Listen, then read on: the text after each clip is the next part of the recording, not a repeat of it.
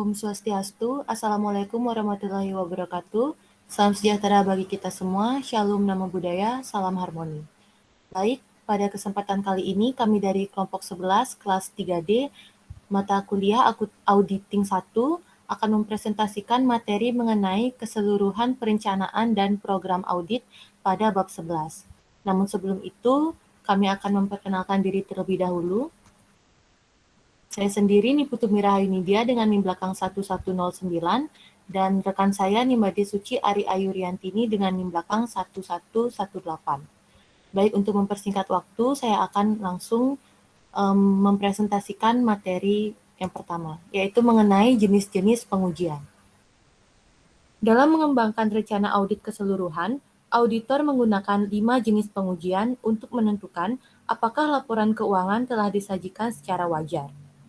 Yang meliputi yang pertama itu ada prosedur pengukuran risiko.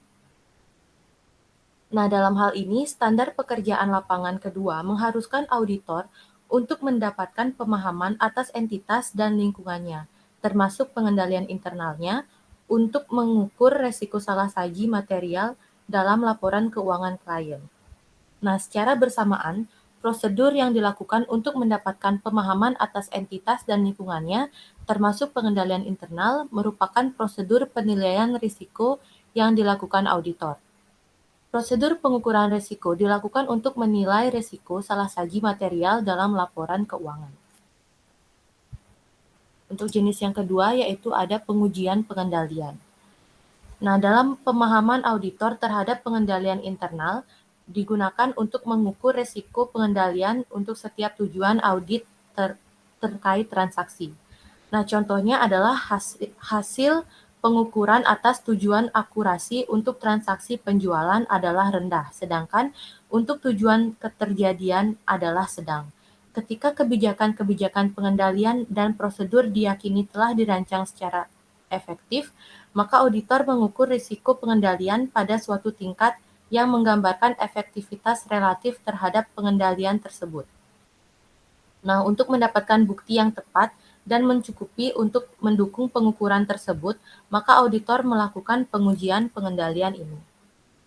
Nah, pengujian pengendalian baik secara manual maupun otomatis dapat mencakup jenis bukti berikut ini. Yang pertama ada melakukan tanya jawab yang memadai dengan personel klien. Yang kedua memeriksa dokumen catatan dan laporan. Yang ketiga mengamati aktivitas terkait pengendalian. Dan yang keempat mengerjakan ulang prosedur-prosedur klien. Nah, dalam hal ini auditor melakukan penelusuran sistem sebagai bagian dari prosedur untuk mendapatkan pemahaman sebagai upaya membantunya dalam menentukan apakah pengendalian sudah diterapkan.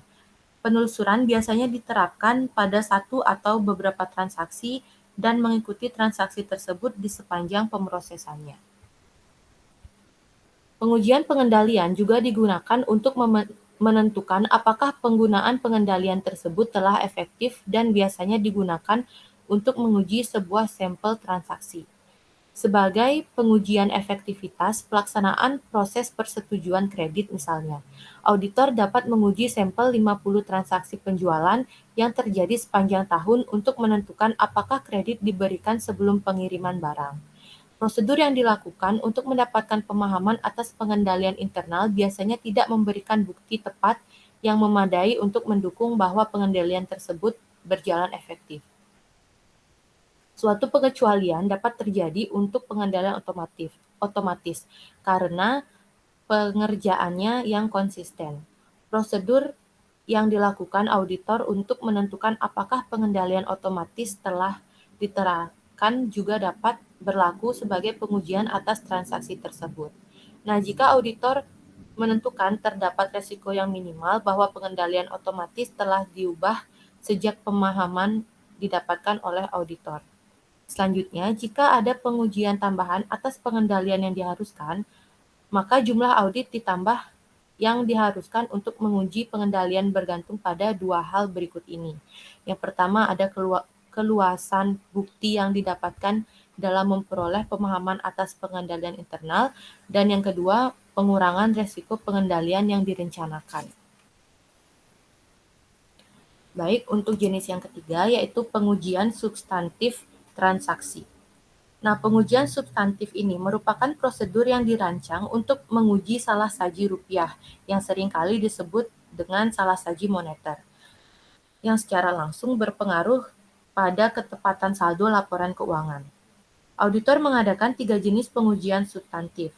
Nah, ketiga jenis itu adalah pengujian substantif transaksi, prosedur analitis substantif, serta pengujian terperinci saldo.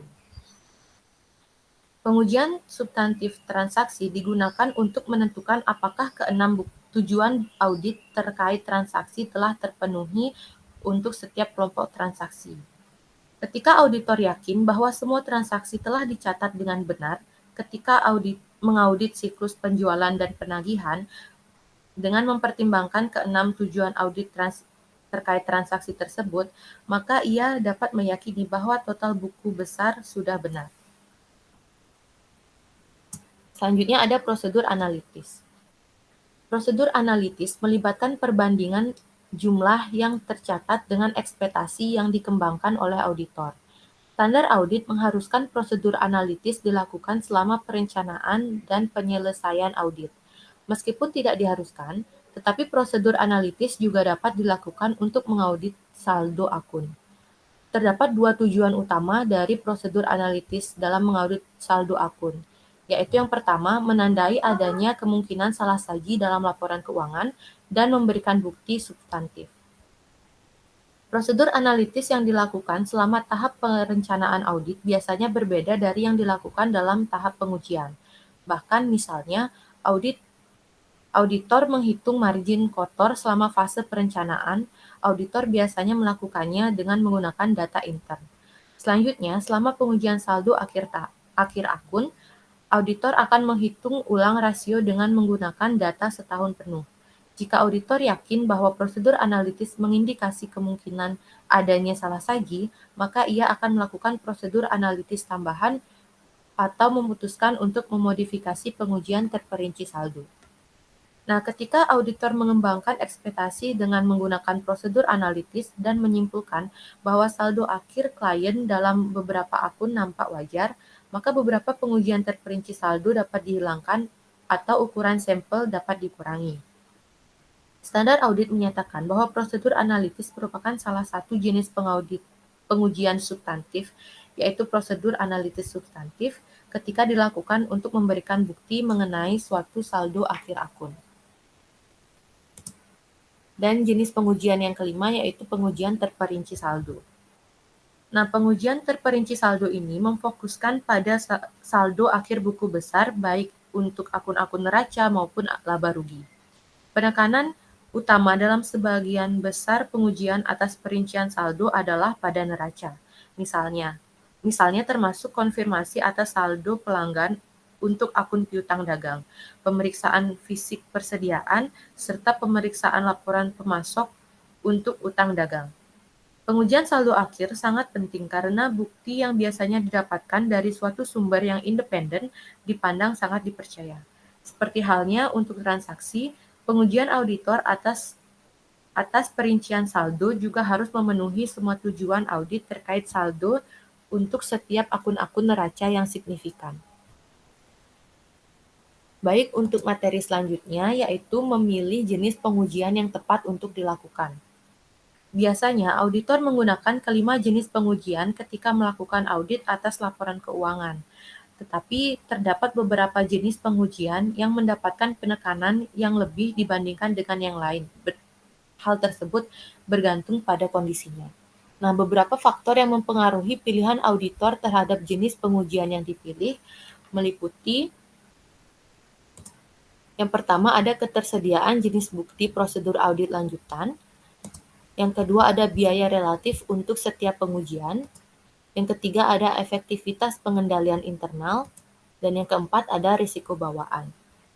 Nah, pada pembahasan kali ini kita hanya akan membahas dua faktor saja, yaitu mengenai ketersediaan jenis bukti prosedur audit lanjutan dan biaya relatif untuk setiap pengujian. Karena faktor lainnya, yaitu efektivitas pengendalian internal dan risiko bawaan, telah dibahas pada bab-bab sebelumnya. Baik, faktor yang pertama yang akan kita bahas adalah ketersediaan jenis bukti prosedur audit lanjutan. Nah, dalam hal ini, masing-masing dari 4 jenis prosedur audit lanjutan lainnya melibatkan beberapa jenis bukti audit, seperti konfirmasi, dokumentasi, dan seterusnya. Nah, dapat dilihat pada tabel tersebut yang sudah terdapat pada slide. Tabel tersebut mengiktisarkan hubungan antara prosedur audit lanjutan dengan jenis bukti audit. Nah, dari tabel tersebut, maka kita dapat melakukan beberapa pengamatan. Seperti makin banyak jenis bukti yang jumlah totalnya adalah 6, digunakan untuk menguji perincian saldo dibandingkan untuk setiap jenis pengujian lainnya. Kemudian hanya pengujian terperinci saldo yang melibatkan pemeriksaan fisik dan konfirmasi. Selanjutnya, tanya jawab dengan klien dilakukan untuk setiap jenis pengujian. Dokumentasi digunakan di setiap jenis pengujian kecuali prosedur analitis, dan pengerjaan ulang digunakan di setiap jenis pengujian kecuali prosedur analitis dengan satu pengecualian. Ketika auditor memeriksa dokumentasi sebagai bagian dari penelusuran atas transaksi untuk mendapatkan pemahaman atas pengendalian internal, maka auditor seringkali mengerjakan ulang pengendalian untuk meyakinkan bahwa pengendalian telah diterapkan. Dan perhitungan ulang digunakan untuk memverifikasi akurasi matematis atas transaksi ketika melakukan pengujian substantif transaksi dan saldo akun ketika melakukan pengujian atas perincian saldo. Baik, faktor yang kedua yaitu mengenai biaya-biaya relatif. Ketika auditor harus memutuskan jenis pengujian apakah yang harus dipilih untuk mendapatkan bukti yang tepat, maka biaya bukti tersebut penting untuk dipertimbangkan.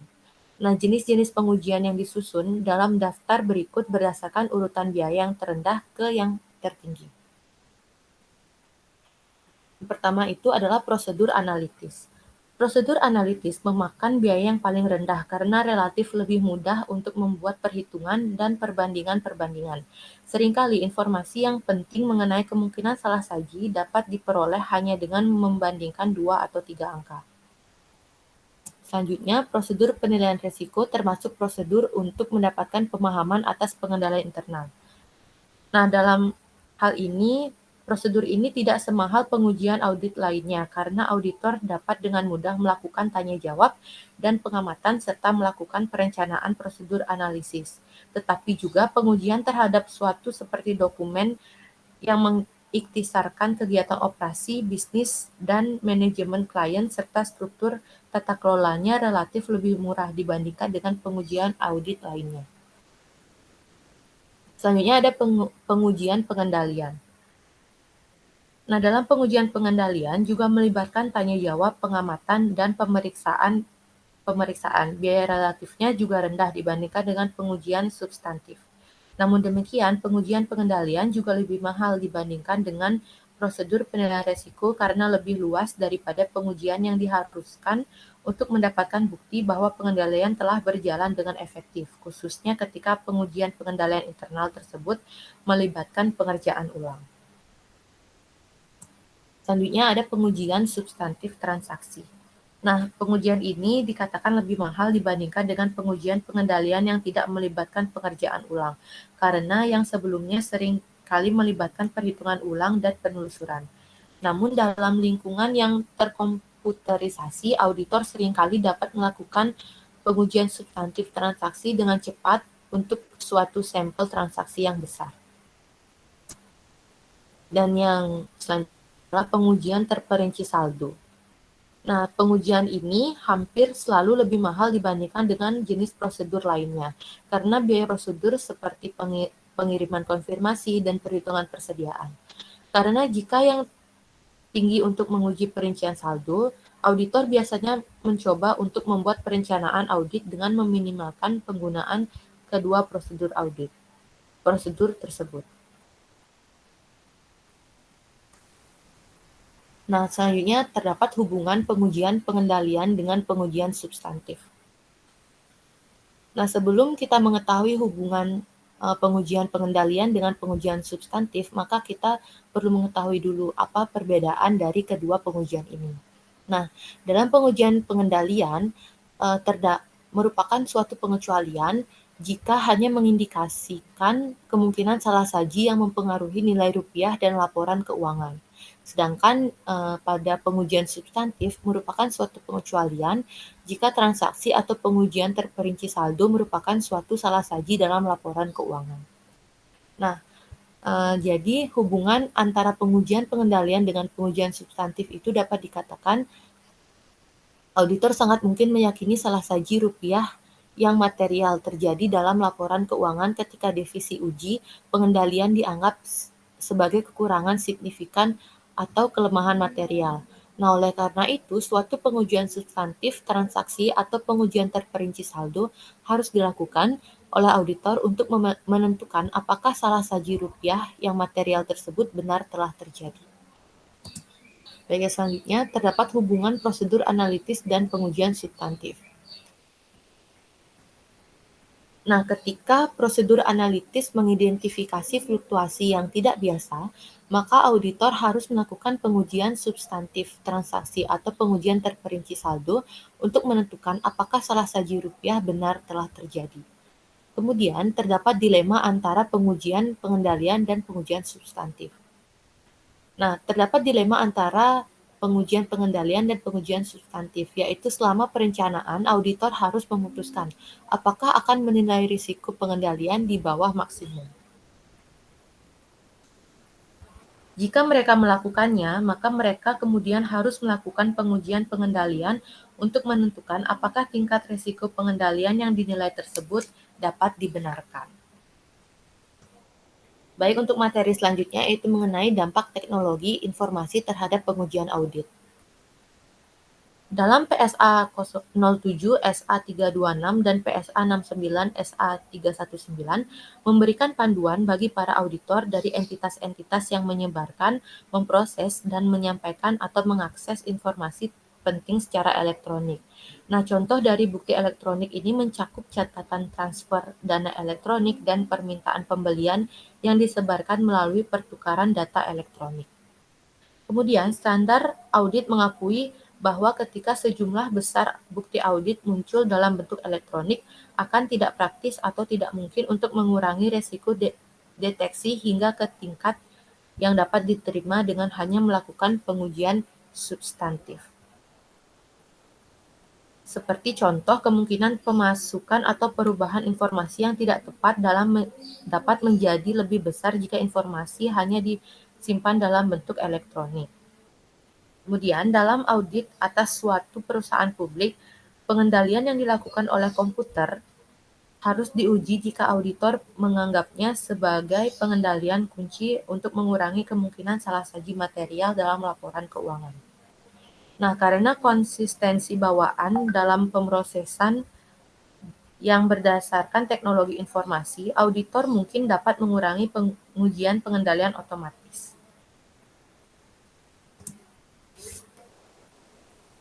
Kemudian, jika keberadaan pengendalian umum yang efektif akan menyebabkan efisiensi audit yang signifikan, maka standar 2 PCAOB mengharuskan auditor perusahaan publik untuk menguji pengendalian setiap tahun.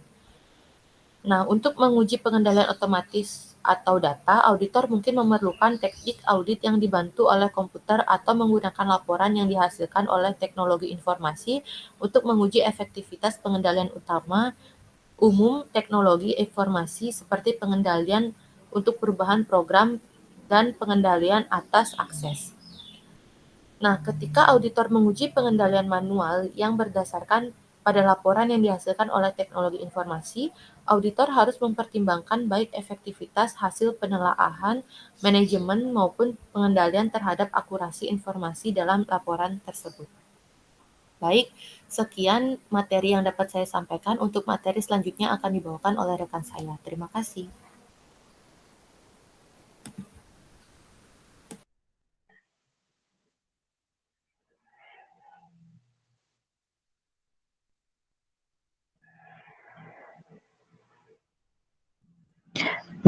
Baik, terima kasih atas waktunya.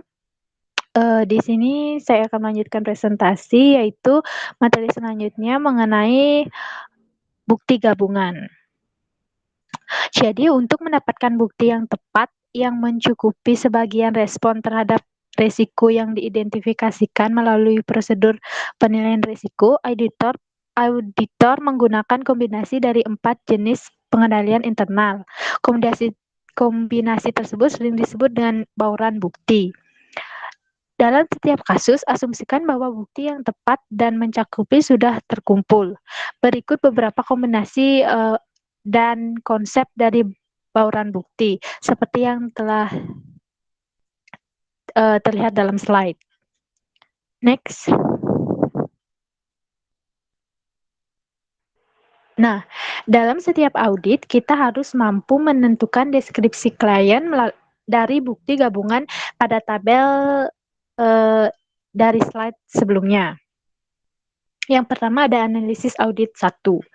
Klien ini merupakan sebuah perusahaan besar dengan pengendalian internal yang rumit dan risiko bawaan yang rendah, sehingga auditor melakukan pengujian pengendalian yang luas dan sangat mengandalkan pada pengendalian internal klien untuk mengurangi pengujian substantif lainnya. Hal ini menyebabkan pengujian substantif transaksi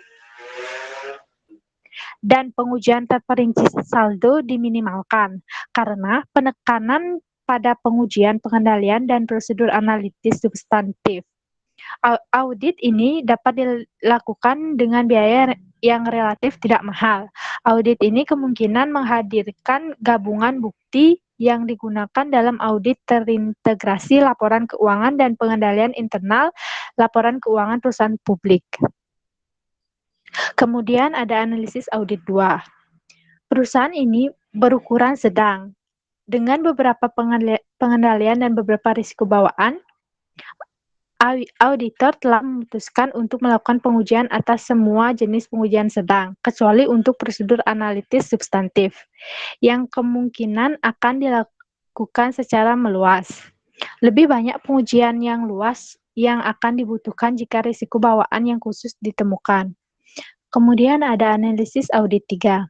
Perusahaan ini berukuran sedang, namun memiliki beberapa pengendalian yang efektif dan beberapa risiko bawaan yang signifikan. Mungkin manajemen memutuskan bahwa pengendalian internal yang lebih baik memakan biaya yang cukup besar.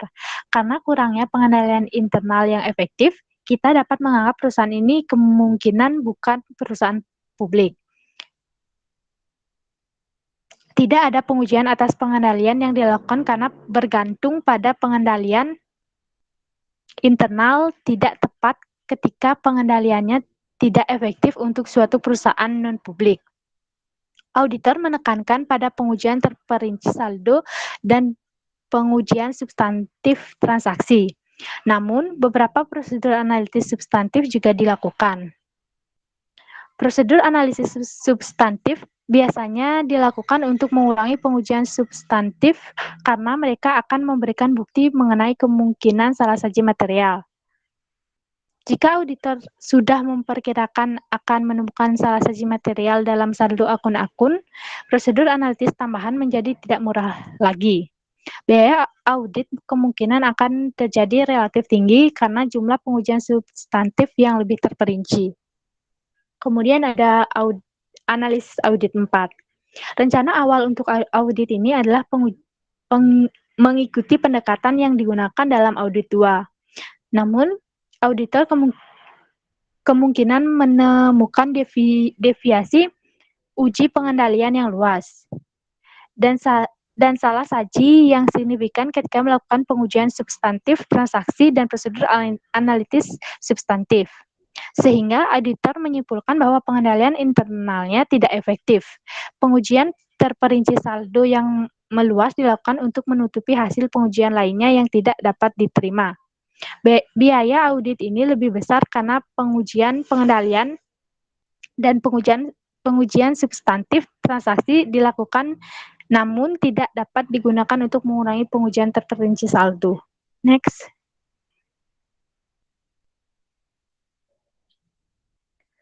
Kemudian materi selanjutnya yaitu merancang program audit.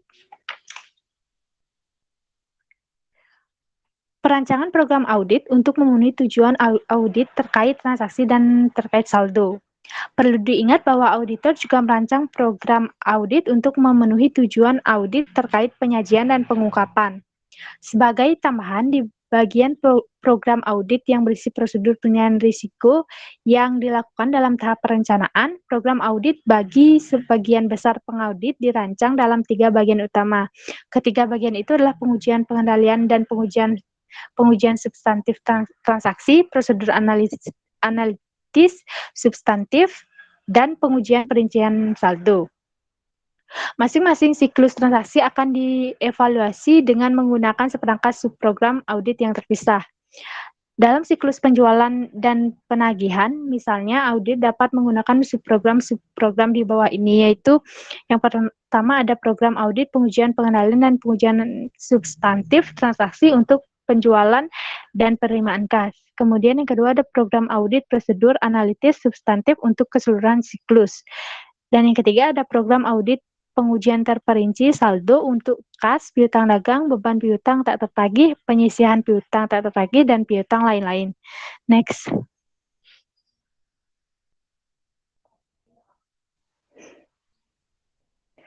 Nah, yang pertama itu ada pengujian pengendalian dan pengujian substantif transaksi. Program audit pengujian pengendalian dan pengujian substantif transaksi biasanya termasuk bagian deskripsi yang mendokumentasikan pemahaman terhadap pengendalian internal yang didapatkan selama melakukan prosedur penilaian risiko. Pada program tersebut, kemungkinan terdapat deskripsi prosedur yang dilakukan untuk mendapatkan pemahaman atas pengendalian internal dan deskripsi penilaian tingkat risiko pengendalian. Auditor menggunakan informasi ini untuk mengembangkan program audit, pengujian pengendalian, dan pengujian substantif transaksi. Next. Kemudian yang kedua ada prosedur analitis yang dilakukan selama pengujian substantif, seperti untuk audit piutang dagang biasanya lebih terfokus dan lebih luas daripada yang dilakukan sebagai bagian dari perencanaan. Selama perencanaan, auditor dapat menghitung persentase margin kotor untuk menjual total. Sementara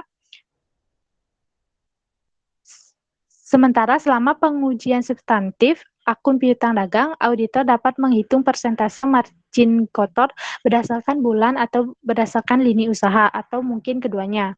Penghitungan prosedur analitis berdasarkan jumlah bulanan biasanya lebih efektif dalam mendeteksi salah saji dibandingkan dengan perhitungan berdasarkan jumlah tahunan. Dan perbandingan berdasarkan lini usaha biasanya lebih efektif daripada perbandingan berdasarkan perusahaan secara keseluruhan. Next. Kemudian yang ketiga ada pengujian terperinci saldo. Untuk merancang prosedur audit pengujian terperinci saldo, auditor menggunakan suatu metodologi yang berorientasi pada tujuan audit terkait saldo. Jika auditor memverifikasi akun piutang dagang, misalnya prosedur audit yang direncanakan harus memadai untuk memenuhi setiap tujuan audit terkait saldo. Rancangan prosedur ini biasanya merupakan bagian yang paling sulit dari keseluruhan proses perencanaan karena sifatnya yang sangat subjektif dan memerlukan pertimbangan profesional yang besar. Next.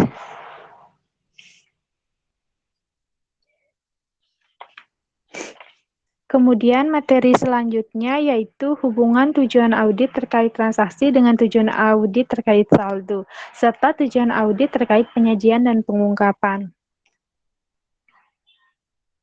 Pengujian terperinci saldo harus dirancang untuk memenuhi tujuan audit terkait saldo untuk setiap akun, dan keluasan pengujian tersebut dapat dikurangi ketika tujuan audit terkait transaksi telah terpenuhi dengan melalui pengujian pengendalian atau pengujian substantif transaksi. Berikut adalah beberapa hal yang diandalkan auditor untuk memenuhi tujuan auditor terkait saldo, yaitu yang pertama nilai realisasi dan hak dan kewajiban. Pengujian substantif saldo tambahan juga hampir sama untuk tujuan audit terkait saldo lainnya, bergantung pada hasil-hasil pengujian pengendalian dan pengujian substantif transaksi. Auditor juga melakukan prosedur audit untuk mendapatkan keyakinan mengenai 4 tujuan audit terkait penyajian dan pengungkapan. Pendekatan auditor untuk mendapatkan bukti terkait dengan tujuan audit terkait penyajian dan pengungkapan juga konsisten. Auditor melakukan pengujian pengendalian untuk mendukung pengurangan penilaian risiko pengendalian untuk keempat tujuan audit terkait penyajian dan pengungkapan. Auditor juga melakukan prosedur substantif untuk mendapatkan keyakinan bahwa semua tujuan audit telah tercapai untuk informasi dan jumlah yang dimasukkan dalam pengungkapan tersebut. Baik, sekian materi yang dapat saya sampaikan. Saya kembalikan ke moderator. Terima kasih.